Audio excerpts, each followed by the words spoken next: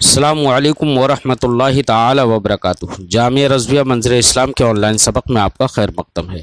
پیارے بچوں، کھولتے ہیں اپنی کتاب شرح الجامی صفحہ نمبر 54۔ کچھ عبارت پڑھ لیتے ہیں۔ بسم اللہ الرحمن الرحیم۔ وما فیہ علمیۃ مؤثرہ اے کل اسم غیر منصرف تکون فیہ علمیۃ مؤثرۃ فی منع الصرف بالسببیۃ المحضہ او مع الشرطیہ بسبب آخر واحترز بذلك عما تجامع مع الفاء التانيث او صيغة منتهى الجموع فإن كل واحد منهما كاف في منع الصرف لا تأثير فيه للعلمية إذا نكر بأن يؤول العلم بواحد من الجماعة المسمات به نحو هذا زيد ورأيت زيدا آخر فإنه أريد به المسمى بزيد أو يجعل عبارة عن الوصف المشتهر صاحبه به نحو قولهم لكل فرعون موسى أي لكل مبطل محق صرف لما تبين ظهر حين بين أسباب منع الصرف وشرائطها فيما سبق من أنها أي العلمية لا تجامع مؤثرة إلا ما هي شرط فيه أي السبب الذي هي أي العلمية شرط فيه وذلك في التانيث بالتاء لفظا أو معنى والعجم والتركيب والألف والنون والمزيدتين فإن كل واحد من هذه الأسباب الأربعة مشروط بالعلمية إلا العدل ووزن الفعل إلى آخر العبارة۔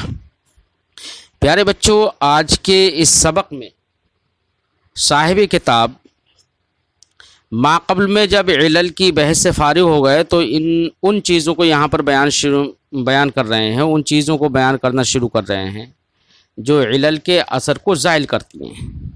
فرماتے ہیں کہ عالمیت جن اسباب میں مؤثر ہے، نکرہ بنانے کے بعد وہ منصرف ہو جائے گا یا ہو جائے گا، غیر منصرف نہیں رہے گا،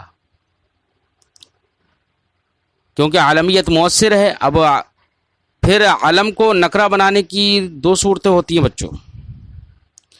ایک یہ کہ اگر علم سے مراد علم شخص ہے تو نکرہ بنانے کی صورت یہ ہے کہ علم سے وصف مشہور مراد لے لیا جائے، جیسے لکل فرعون موسیٰ، تو یہاں پر فرعون اپنے وصف میں مشہور تھا، جس وصف میں مشہور تھا یعنی مبطل ہونے میں، اور موسیٰ علیہ السلام مشہور تھے محق ہونے میں، تو ان سے فرعون اور موسیٰ سے مبطل اور محق مراد لے لیا جائے تو اصل معنی ہوگا لکل مبطل محق، یعنی فرعون اور موسیٰ سے ان کا وصف مشہور یعنی مبطل اور محق مراد ہے۔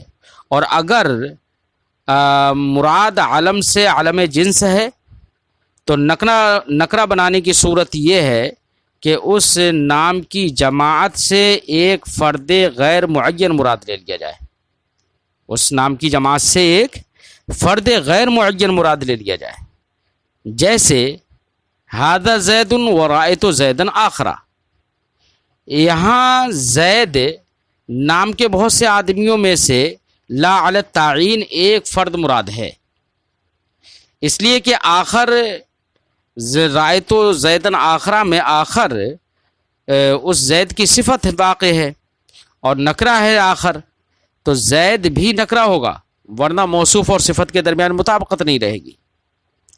تو اس مسئلے کو صاحب کافیہ آج پیش کر رہے ہیں، صاحب شرح جامی نے اسی بات کو پیش کیا ہے جس کو ہم نے بیان کر دیا اپنے لفظوں میں۔ چلتے ہیں صاحب شرح جامی کی عبارت کو دیکھتے ہیں۔ فرماتے وما فیہ علمیت مؤثرہ، وما اور جس کے اندر علمیت مؤثرہ ہو، کس کے اندر؟ ما سے مراد کیا ہے؟ اے کل اسم غیر منصرف، یعنی ہر وہ اسم غیر منصرف تکون فیہ علمیت مؤثرہ جس کے اندر علمیت مؤثرہ ہو، فی منع الصرف، منع صرف میں، یعنی ایک ایسی علمیت ہو جو مؤثر ہوتی ہے منع صرف میں، چاہے وہ علمیت مؤثرہ علمیت مؤثرہ فی منع الصرف سببیت محضہ کی بنا پر ہو یا سبب آخر کے لیے شرط ہونے کی بنا پر ہو. یعنی علمیت مؤثر ہوتی ہے کسی بھی چیز کے اندر، کسی بھی اسم کے اندر، تو اس کے مؤثر ہونے کی دو صورت ہوتی ہے. ایک تو یہ کہ علمیت سبب ہو جائے، سبب محض ہو، جیسے کہ وہاں پر سبب محض ہے جیسے معرفہ میں وہ خود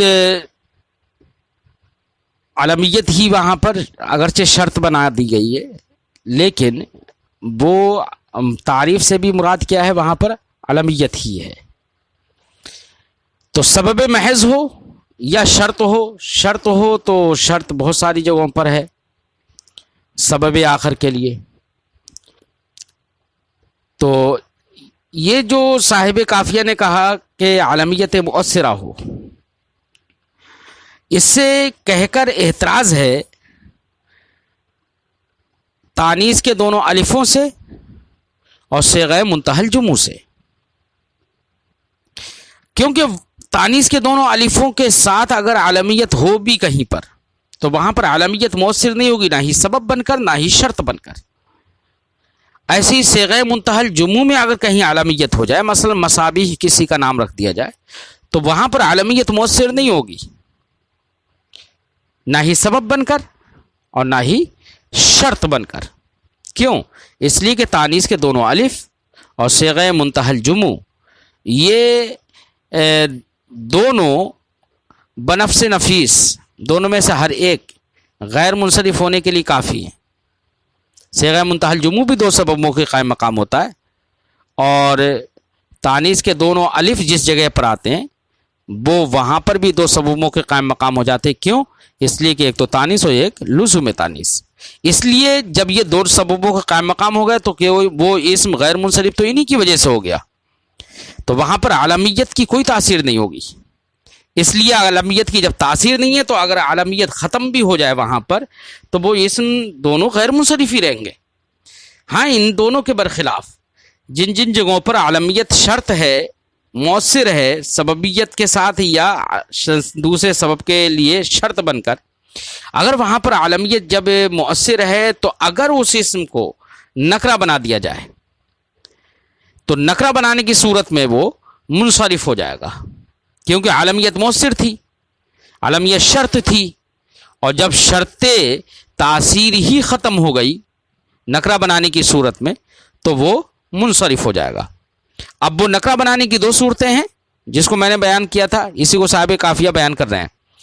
فرماتے ہیں وَاحْتَرَزَ بِذَلِكَ، یہ علمیت المؤثرہ کہہ کر صاحب کافیہ نے اعتراض کیا ہے اس سے ما تجامع الف تانیث، جو تانیث کے دونوں الفوں کے ساتھ جمع ہوتی ہے علمیت، یا صیغہ منتہی الجموع کے ساتھ جمع ہوتی ہے.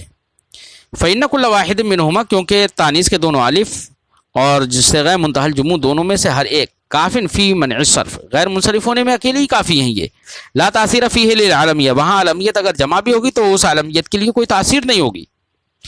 اذا نکرہ، اگر کہیں پر ان دونوں کے علاوہ میں علمیت جہاں پر مؤثر ہو وہاں پر اگر اس کو نکرہ کر دیا جائے صرفا، تو وہ منصرف ہو جائے گا. نکرہ کر دینے کی صورت میں منصرف ہوگا. نکرہ کی دو صورتیں ہم نے بتائی تھیں، اسی کو صاحب شرح جامی بیان کر رہے ہیں. فرماتے بأن يؤول العلم بواحد من الجماعة المسماة به، بین طور کہ علم سے مراد علم کی تعویل کر لی جائے جماعت میں سے، جس جماعت بواحد من الجماعة المسماة به، اس علم کے ذریعے سے جس جماعت کا نام رکھا ہے ان میں سے کوئی ایک فرد غیر معین کے ذریعے سے اس کی تعویل کر لی جائے. جیسے ھذا زید ورأیت زیدا آخر، مثلا بہت سارے زید ہیں، زیدوں کی پوری ایک جماعت ہے، تو جس جماعت کا نام زید ہے انہی میں سے کوئی ایک فرد غیر معین مراد لے لیا جائے. ھذا زید، یہ زید ہے، ورأیت زیدا آخر، اور میں نے دوسرا زید دیکھا. تو یہاں پر زیدا آخر میں آخر یہ صفت ہے زید کی اور نکرہ ہے، تو یہاں پر زید سے بھی مراد کیا ہے؟ نکرہ ہی ہوگا کہ فرد غیر معین ہی مراد ہے، ورنہ تو موصوف صفت کے درمیان مطابقت نہ رہے گی.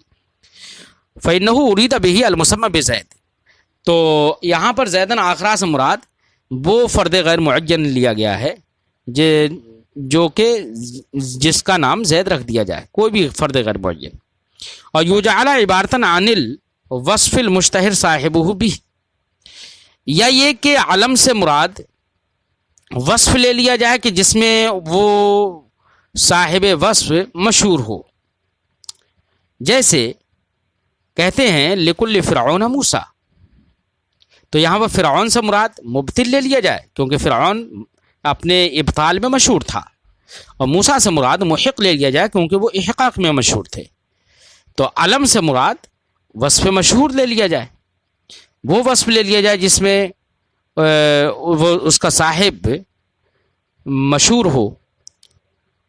لہذا لکل فرعون موسیٰ کا معنی ہوگا لکل مبطل محق. تو بہرحال دونوں صورتوں میں نکرہ ہو گیا. وہ علم سے اب معین کوئی مراد نہیں ہے، وصف میں بھی عموم ہوتا ہے، وصف مراد لے لیا گیا، اور اگر فرد غیر معین مراد لیا جائے تو اس میں بھی نکرہ. تو دونوں صورتوں میں نکرہ ہونے کی دونوں صورتوں میں علمیت تو ختم ہو گئی، تعین تو ختم ہو گئی. جب تعین ختم ہو گئی اور وہ علمیت غیر منصرف ہونے کے لیے شرط تھی، علمیت مؤثرہ تھی، تو اب اس کی شرط ہی ختم ہو گئی غیر منصرف ہونے کی، صرفہ. تو اب وہ ان دونوں صورتوں میں اس منصرف ہو جائے گا. منصرف ہوگا کیوں؟ فرماتے لما تبینہ اے ظاہر حین بینہ اسباب و منع صرف. فرماتے ہیں کیونکہ یہ بات ظاہر ہو چکی ہے کہ منع صرف کے اسباب منع صرف جب بیان کیے گئے اور ان کے شرائط بیان کی گئے ما قبل میں، تو یہ بات عیاں اور ظاہر ہو گئی تھی ما قبل سے ہی بیان سے کہ من انہا لا تجامع مؤثرۃ الا ما ہی شرط فیہ، کہ علمیت مؤثر ہو کر جمع نہیں ہوتی ہے مگر انہی اسباب میں کہ جن کے اندر وہ علمیت شرط ہو. تو مؤثر ہو کر اسی میں پائی جاتی ہے جہاں پر علمیت شرط ہو. تو اور مؤثر ہو کر جب علمیت جہاں پر شرط ہے وہیں پر پائی جاتی ہے. وہ ہیں کون سی جگہ؟ وہ 4 جگہ ہیں. ایک تانیث بالتا لفظاً اور معنن، دوسرا عجمہ، تیسرا ترکیب، اور چوتھا الفنون زائد تان. ان 4 جگہوں میں علمیت شرط ہو کر پائی جاتی ہے، انہی کے اندر علمیت جمع ہوتی ہے. اب ان 4 میں علمیت شرط ہے، اگر ان چاروں کو اگر نکرہ کر دیا جائے تو ظاہر بات ہے اس صورت میں علمیت شرط تھی، تو اب وہ نکرہ ہونے کے بعد منصرف ہو جائے گا، غیر منصرف نہیں رہیں گے. فرماتے ہیں من انہا، یہ بات ظاہر ہو چکی تھی کہ علمیت لا تجامع مؤثرۃ، مؤثر ہو کر جمع نہیں ہوتی ہے، الا ما، مگر اس کے ساتھ ہیا شرط فی ہے جس میں وہ شرط ہے، مگر اس سبب کے ساتھ جس میں وہ شرط ہے. وذالک، اور وہ سبب جس میں یہ شرط ہے علمیت مؤثر ہو کر، وذالک فی التانیث، وہ تانیث بالتا لفظاً اور معنن میں ہے ہوگی، والعجمہ، اور عجمہ میں، اور ترکیب میں، اور الف نون مزیدتین میں. فإن كل واحد من هذه الاسباب الاربعہ، کیونکہ ان اسباب اربعہ میں سے ہر ایک مشروط بالعلمیہ، علمیت کے ساتھ مشروط ہے. کس کے ساتھ مشروط ہے؟ علمیت کے ساتھ. وہ لہذا علمیت مؤثر ہو کر جمع نہیں ہوگی مگر انہی 4 میں، الا العدل و وزن الفعل، سوائے عدل اور وزن فعل کے. تو الا العدل و وزن الفعل سے جو استثناء ہے وہ استثناء ہے ما بقیہ اسباب سے. یعنی 4 کا تو ذکر ہو گیا کہ علمیت 4 میں مشروط ہے. اب 4 کے علاوہ 3 اسباب اور رہ گئے، 9 اسباب بیان کیے تھے صاحب کافیہ نے، تو 4 کے علاوہ 3 اسباب اور رہ گئے. تو جو 3 اسباب رہ گئے ان میں سے ان 3 سے یہاں پر استثناء الا العدل و وزن الفعل کا. تو اب عدل اور وزن فعل یہ مستثنی ہو جائیں گے یا نکل جائیں گے، ایک ہی بچے گا بس. اس لیے صاحب کافیہ فرماتے ہیں اصل میں الا العدل و وزن الفعل کے بعد جو صاحب شرجامی نے فرمایا استثناء مما بقی من الاستثناء الاول، یہ استثناء ہے اس سے جو استثناء اول سے باقی بچ گئے. اے لا تجامع غیر ما ہی شرط فیہ، یعنی جس میں علمیت شرط ہے ان کے علاوہ میں علمیت جمع نہیں ہوتی ہے. ان کے علاوہ میں علمیت جمع نہیں ہوتی ہے الا العدل و وزن الفعل، سوائے عدل اور وزن فعل کے. یعنی علمیت جمع وزن فعل اور عدل کے ساتھ ہو جاتی ہے. یہی تو معنی ہوگا نا کہ 4 اسباب جن میں علمیت شرط تھی ان کے ساتھ تو علمیت جمع ہوتی ہے، ان 4 کے علاوہ میں علمیت جمع نہیں ہوتی. یہی تو سمجھ میں آیا نا استثناء سے. اب کوئی اعتراض کر سکتا ہے کہ علمیت جمع تو ہوتی ہے، عدل کے ساتھ بھی ہوتی ہے، وزن فعل کے ساتھ، تو یہ استثناء کرنا کہاں درست ہو گیا؟ تو جواب یہ دیا کہ دیکھیے استثناء لا تجامع مؤثرتن سے نہیں ہے، بلکہ الا ما سے بھی استثناء جب ایک الگ استثناء ہے تو اس کا مستثنی منہ الگ ہے. یعنی پہلے والا جو استثناء ہے اس سے مراد تمام اسباب مناصرف ہیں، تمام سے استثناء ہے، اور دوسرا والا جو الا العدل و وزن الفعل ہے اس استثناء کا مستثنی منہ الگ ہے. یعنی ما قبل کے استثناء سے جو اسباب باقی رہ گئے وہ اسباب مستثنی منہ ہیں، ان سے عدل اور وزن فعل کا استثناء کیا گیا. مطلب یہ ہوگا کہ علمیت شرط ہو کر مؤثر ہو کر جمع نہیں ہوتی ہے اسباب میں سے سوائے ان اسباب کے جن میں علمیت شرط ہے. اب اس سے یہ سمجھ میں آیا کہ اس کا مطلب جن میں شرط ہے وہ 4 ہیں، ان 4 کے علاوہ کسی میں علمیت جمع نہیں ہوتی ہے. یہ کوئی کہے حالانکہ علمیت عدل و وزن فعل میں جمع ہو جاتی ہے، تو اللہ سے ان ما بقیہ اسباب سے استثناء کر دیا صاحب کا شرح جامی نے، صاحب کافیہ نے، اور کہا کہ عدل و وزن فعل کے ساتھ بھی علمیت جمع ہو جاتی ہے، عدل و وزن فعل کے ساتھ بھی علمیت جمع ہو جاتی ہے. لیکن کبھی تو علمیت مؤثر ہو کر جمع ہوتی ہے تو کبھی علمیت مؤثر ہو کر جمع نہیں ہوتی ہے. وہی فرماتے ہیں کہ سوائے عدل و وزن فعل کے وزن الفعل فإن العلمیت تجامعها مؤثرۃ، کیونکہ علمیت کبھی تو ان میں مؤثر ہو کر جمع ہو جاتی ہے، جیسے کہ عمر اور احمد میں. تو عمر عدل ہے، احمد وزن فعل ہے، دونوں کے اندر علمیت مؤثر ہو کر جمع ہے. ولیست شرطا فیہما، اور ان دونوں میں شرط نہیں ہے، مؤثر تو ہے، سبب تو ہے، لیکن ان دونوں میں شرط وہ علمیت مؤثر یہاں پر مؤثر ہو کر جمع ہو گئی ہے. تو عمر یہ عدل اور علمیت کی وجہ سے غیر منصرف ہے، تو یہاں پر علمیت مؤثر ہے. احمد یہ وزن فعل اور علمیت کی وجہ سے غیر منصرف ہے. ولیست شرطا فیہما، اور کبھی کبھی عدل اور وزن فعل کے اندر علمیت شرط نہیں ہوتی ہے، مؤثر بھی نہیں ہوتی ہے. کما فی ثلاث و احمر، جیسے کہ ثلاث اور احمر میں، کہ ثلاث میں عدل ہے لیکن اگر کسی کا نام رکھ دیا جائے تو یہ غیر منصرف ہوگا. کیوں؟ ایک تو عدل کی وجہ سے اور ایک وصف کی وجہ سے. علمیت یہاں پر ہوگی تو، لیکن علمیت مؤثر نہیں ہوگی، شرط نہیں ہوگی. ایسے ہی احمر وہ بھی غیر منصرف ہے، کسی کا نام رکھ دیا جائے اور نام نہیں رکھا جائے تب بھی غیر منصرف ہوں گے. لہذا احمر یہ وزن فعل اور وصف کی وجہ سے غیر منصرف ہے. اگر علم بھی ہوگا یہ تو علمیت وہاں مؤثر نہیں ہوگی. لہذا ثلاث اور مثلث کو، ثلاث اور احمر کو اگر نکرہ کر دیا جائے ایسی صورت میں جبکہ یہ عالم ہو کسی کے، تو یہ غیر منصرف ہی رہیں گے. اس کے برخلاف عمر اور احمد ان کو اگر منصرف کر دے، اگر ان کو نکرہ کر دیا جائے تو یہ منصرف ہو جائیں گے، کیونکہ علمیت مؤثر جہاں پر ہوتی ہے وہاں پر نکرہ کرنے سے وہ منصرف ہوگا، اور جہاں پر علمیت مؤثر نہیں ہوگی وہاں پر نکرہ کرنے سے وہ منصرف نہیں ہوگا. ہما العدل و وزن الفعل متضادان فلا یکون معها الا احدهما. یہاں سے صاحب کافیہ ایک اعتراض کا جواب دے رہے ہیں کہ ما قبل کے بیان سے یہ سمجھ میں آیا ہے کہ علمیت وزن فعل اور عدل کے اندر کبھی مؤثر ہوتی ہے کبھی مؤثر نہیں ہوتی ہے. لہذا اگر کوئی اسم ایسا ہو جس میں وزن فعل بھی ہو اور عدل بھی ہو اور علمیت بھی ہو، پھر اگر اس کو نکرہ کر دیا جائے تو پھر تو اس کو منصرف ہونا چاہیے، حالانکہ منصرف نہیں ہوگا. کیوں؟ اس لیے کہ وزن فعل اور عدل دونوں موجود ہوں گے، وہاں پر علمیت ہی تو ختم ہوگی. تو صاحب قافیہ نے اس کا جواب دیا، کہا کہ نہیں، ایسا نہیں ہو سکتا ہے کہ کوئی ایسا اسم نہیں ہو سکتا کہ جس اسم کے اندر عدل اور وزن فعل دونوں موجود ہوں اور عالمیت بھی وہاں پر موجود ہو، پھر اس کو نکرہ کر دیا جائے تو وہ منصرف ہو جائے، ایسا نہیں ہوگا۔ یعنی پہلے تو یہی نہیں ہو سکتا کہ عدل اور وزن فعل دونوں جمع ہوں، کیوں؟ اس لیے کہ عدل اور وزن فعل دونوں متضاد ہیں۔ متضاد کس معنی کر؟ کیونکہ عدل کے جو اوزان ہیں وہ وزن فعل کے اوزان نہیں ہیں، وزن فعل کے جو اوزان ہیں وہ عدل کے اوزان نہیں ہیں۔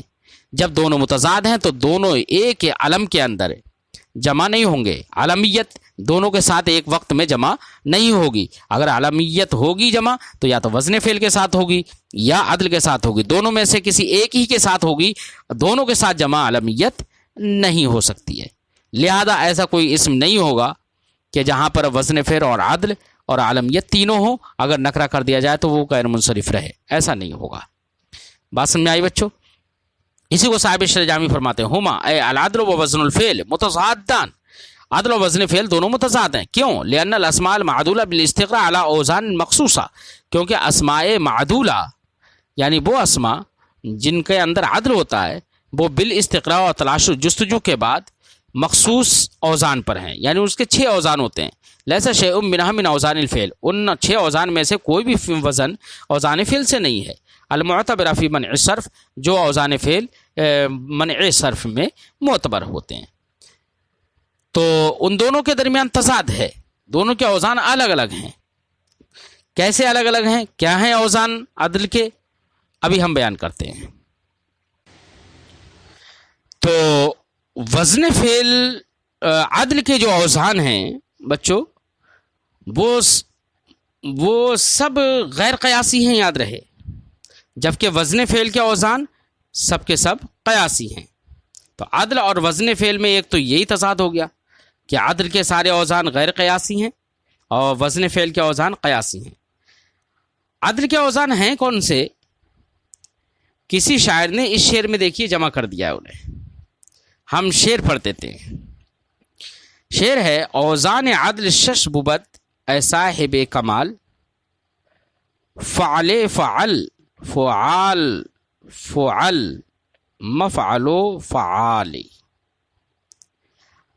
از ہر یک مثال بگویم ترا عزیز، ام سے سحر سلاس عمر مسلس و نسال۔ یہ 6 وزن ہیں۔ ایک فعل جیسے کہ جیسے ایک فعل جیسے کہ ام سے، ایک فعل جیسے کہ سحر، ایک فعال جیسے کہ سلاس، ایک فعل جیسے عمر، ایک مفعل جیسے مسلس، ایک فعال جیسے کہ نسالے۔ یہ 6 اوزان اوزان عدل کہلاتے ہیں۔ ان میں سے کسی کے وزن پر وزن فعل نہیں ہوتا ہے، تو دونوں میں تضاد ہے۔ جب دونوں میں تضاد ہے، دونوں ایک ساتھ جمع کیسے ہو سکتے ہیں؟ ہرگز جمع نہیں ہوں گے۔ اسی کو صاحب قافیہ نے اپنے ان لفظوں میں فرمایا، فلا یکون معها اے لا یوجد معها شیء من الامر الدائر بین مجموع هذین السببین وبین احدهما فقط الا احدهما، کہ لہذا عالمیت کے ساتھ کوئی ایسا امر نہیں پایا جائے گا جو ان دونوں سببوں کے درمیان دائر ہو، یعنی دونوں کو جو شامل ہو، ایسا بھی کوئی امر نہیں پایا جائے گا یا دونوں میں سے کسی ایک کے درمیان دائر ہو، الا احدہما، مگر دونوں میں سے کوئی ایک، یعنی ایسا کوئی یعنی ایسا سبب جو دونوں کو جامع ہو، یعنی دونوں کا مجموعہ اگر ہو جائے تو وہ عالمیت کے ساتھ نہیں پایا جائے گا، یا ہاں دونوں میں سے ایک ہی پایا جائے گا، الا احدہما، مگر دونوں میں سے ایک، صرف لا مجموعہما، دونوں کا مجموعہ نہیں پایا جا سکتا، دونوں میں تضاد ہے۔ فَإِذَا نُكِرَ غَيْرُ الْمُنصَرِفِ الَّذِي أَحَدُ أَسْبَابِهِ الْعَالَمِيَّةِ بَقِيَ بِلَا سَبَبٍ۔ اب جب ان کو نکرہ کر دیا جائے، اگلے کی گفتگو ہم انشاءاللہ آئندہ سبق میں کرتے ہیں۔ آج کی گفتگو